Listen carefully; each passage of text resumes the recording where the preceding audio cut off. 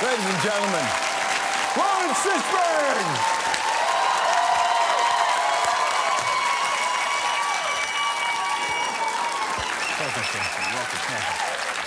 Thank you. Thank you. Oh, hey! How are you, man? Good. What's happening? Nothing. Congratulations on the film. Thank you. You spent a lot of time in Canada. Did you really expect to be in Northern Ontario in the cold? You know, man, my wife got a job here in 2011 called Suits, and I spent 6 months of 2011 here just being Mr. Torres, which is my alter ego. And then I did the Colony here 2012 in March. Right. So here, North Bay, the Hearn, all these places. Hearn's a tough place, man. Yeah, Hearn is wild, man. I'll never forget the Hearn.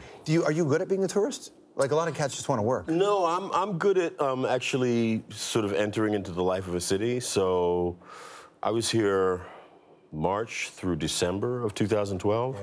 So I consider myself like a secret Canadian at this point. Well, listen, we're honored to have you. Thank you. I'm honored to be here. Look, in this film, you have this really nice place that you occupy, which is you get to be, you know, as cultures break down, as a society breaks down, and people kind of revert back to basic needs. You're the guy that hangs on to humanity. Yeah, I'm Big Papa. Yeah. Yeah, I'm the guy who's like, listen, this is what we have to do. It's dangerous out. We can't go over there. Here be dragons. Yeah. Like, we have to be nice to each other and stuff. And we might make it. Yeah. Might. Yeah. I mean, it's set up beautifully because it's so vast. I mean, the movie looks like it cost a lot of money. Yeah. And it's, at the same time, it's really intimate. So I don't know, man. It was the idea that it was something that I've never done. I've never done a movie like this one before. Right. You've done a lot of films. And I've been in a lot of movies. And I hadn't worked with Paxton. Zegers, who I wasn't fully aware of. Kevin Zegers, Canadian actor, who's really good. Really wonderful actor. Gossip Girl for some of you. The cat has worked with everybody. Yeah. I went and looked at his filmography. Like me, he's been working since he was a child, and he's really terrific. So I just thought, okay, let's go. I want to talk about playing young. Let's go back really young. Where are we going? Really, let's go back. Okay. Back. Young kid on the street. Take a look. Where did you find that?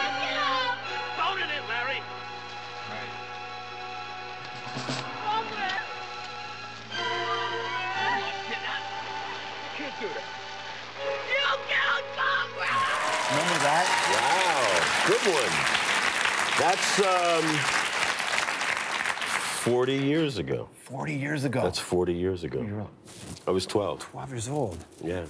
You know, that's a movie where we got to see rage and anger, but that's a movie that's about real stuff. It's about real stuff. It came out during the so-called black exploitation period in the States, but it really was about a community and a family and a kid telling the truth, about a kid learning to stand up for himself and tell the truth. But as a guy who's in a position to tell stories for a living, do you want,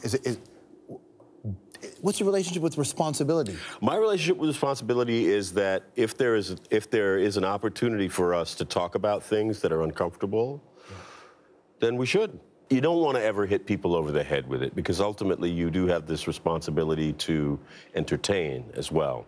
But if you can educate as well and enlighten, I think that's perfectly reasonable. That's why I think The Matrix worked, because you created a scenario where Morpheus gets to say all that heavy. Yeah. Because we expect it to be that. It is. Right. When you read it on the page, did you get that feeling? When I read it on the page, I thought this is the most original thing that I've ever read, and I really want to be a part of it. So you had your own discovery? Yeah, well, I made this mistake of thinking that we were just making an action movie because we had to work so hard at that. Yeah. You know, and we worked, you know, 8, 9 months to get in the kind of shape that we were in and to execute all those moves, so that by the time the movie came out, I had forgotten all the philosophy that was in the script. And then I saw the movie and I was like, wow, that's deep. Wow. You know? Were you able to learn, like, what did you learn from working with a Canadian and Keanu that you could apply to working with Kevin in this one? You know, here's the thing I will say about that, because I've been sort of living here since 2011. Keanu is a dear, dear friend, and he's unlike anyone I have ever met. He is a unique individual. He is a unique individual. He's kind and thoughtful and compassionate, and he's quite brilliant. He just plays dumb. But living here, I completely get him now, because I believe that this is the only city in the world that could have produced him. Because of the way we play? Yeah. I think there's something that's really he's a Torontonian, and there's no other Toronto. I don't normally watch films more than once, but I thought The Matrix, I loved it. It was amazing. Yeah, it's a good film. Good film, that's what she's saying. Yes. This is and you were brilliant in it. Oh. I wasn't in that one. Wasn't it? Yeah, you were. You should know. You know, you were in The Matrix. He was the main one. No. I can assure you I was not in The Matrix. But Laurence Fishburne was. Maybe that's why you're confused. I know what you're thinking. She doesn't think you all look alike. If that's what you were thinking. I've heard Sam Jackson say that before. It's been a running gag for like the last 20 years. Have people ever seriously walked up to you? Dude, I had an interview. I was doing an interview in New York almost 20 years ago, and a woman from Texas came up and interrupted the interview. And I don't mean to bother you, but can I have your autograph, Mr. Jackson? And so I gave her, I wrote, you know, blah, blah, blah, Sam Jackson. Yeah. And so Sam and I have this running gag about it, and, you know, it's like... Yeah. You know, once upon a time, people used to confuse Al Pacino and Dustin Hoffman. It's not a bad problem to have. Not at all. No. I identified you first when I saw Cadence as an usher. Right, okay. In a movie theater. Right. Then I realized you were the guy in Apocalypse Now. Oh, okay. Because I didn't know. I was young at the time. Okay, yeah, right. But, and then there's that famous story, and I always said to myself, even as a kid, if I ever get to meet you, so you actually did lie to Coppola? I told them that I was 16 when I had my interview. And you were 14. I was 14. I think they knew. I don't think I was fooling anybody, you know.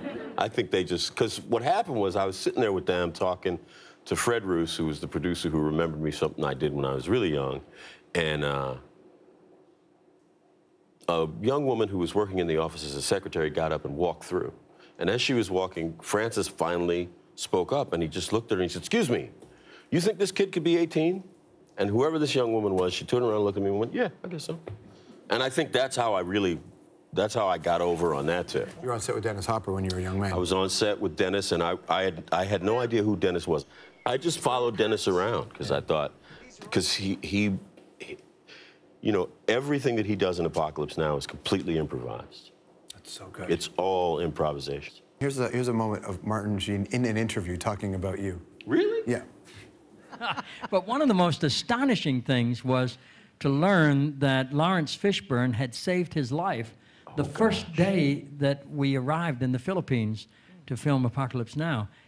He'd never mentioned it, and nor did Laurence. And I've been friends with him and his family since he was 14 years old.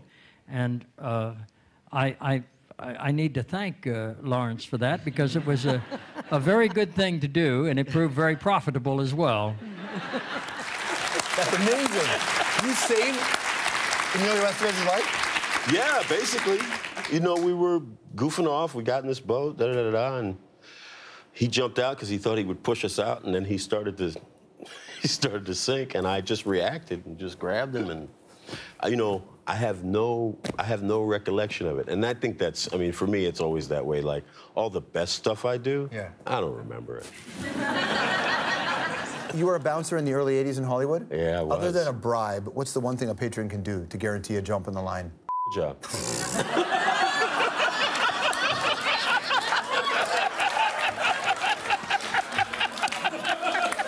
I have nothing after that.